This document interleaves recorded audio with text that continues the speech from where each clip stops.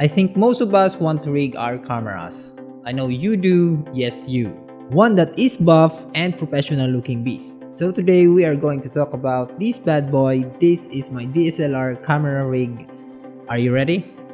Let's go.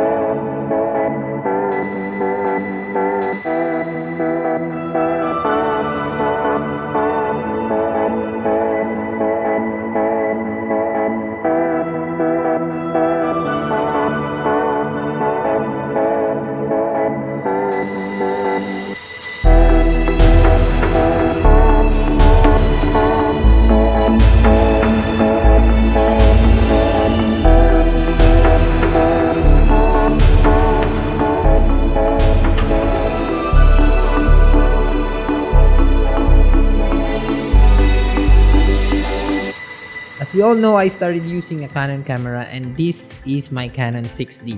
I know this camera is not full pack with filmmaking features, but for me it has its own unique look whenever I film something with it. You can only shoot in 1080p with 24 to 30 fps, but it gives a documentary film style that feels authentic and perfect for our pop-up copy business videos. And having a Canon color science is an ease in the post-processing. And now we have here is the Samyang 35mm t1.5 Cine lens. Last time I talked about the Samyang 85mm t1.5 Cine. Both of these lenses have the same functions. The only difference is their depth of field. But the 35mm can also give us some quality bokeh. That is why I choose this one for my rig rather than the 85mm. The 35mm is my all-around lens and this can shoot close-up and wide shots. Honestly, I don't have that much time to change lenses while we are serving coffee. So having the 35mm is enough and handy. For the ND filter, I use the KNF Concept variable ND filter. You definitely need one, especially as a filmmaker and when shooting outside, to get the natural look and fast aperture for bokeh and cinematic shots. Now this is the Andover C500 kit. This is actually for mirrorless camera, but I choose this one because I can still afford to buy different parts just to build this rig. Just imagine having these parts: a hand grip, a frame, 15mm rod system, a gripper, a 225cm rod rail, a matte box, a top flag, a follow focus, and a focus ring. But I needed to customize this one. I saw it from another YouTuber named Siege Sosa, and he explained what to do to be able to mount a DSLR with this one. I'm gonna link his video on the description down below, and please give him some love. Time to talk about the Fieldworld F570, the external monitor I used. I bought this monitor second-hand and it was from a friend. It's literally the monitor only. You would probably ask why I bought a 4K monitor when I only have a Canon 6D that shoots 1080p.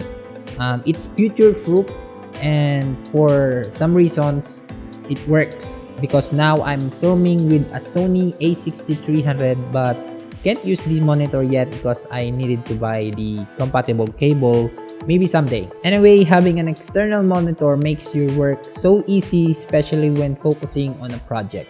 Having a manual setup and looking at a small monitor in my Canon 6D and without a focus peaking is hard. Fieldworld F570 is a 5.7 inches monitor, which is way bigger monitor, and having a focus peaking feature is a big plus. Now let's talk about my microphone. What I have here is the SYNCO Mic-D1. This is a perfect microphone for my rig and I mounted it on a BOYA BYC04. Having a high pass filter feature makes my audio sounds professional.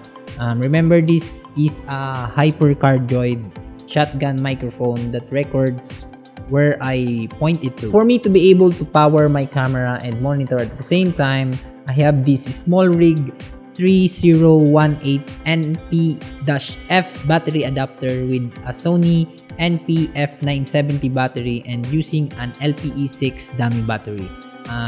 For me, having a single power battery will help me shoot fast whenever I change a battery, and I will not be thinking whether my monitor or my camera will be needing one. Just imagine showing up on a wedding shoot carrying this bad boy. I bet people will definitely look at you like, this dude is the real deal. Kidding aside, I think I will not. This build was only a personal project.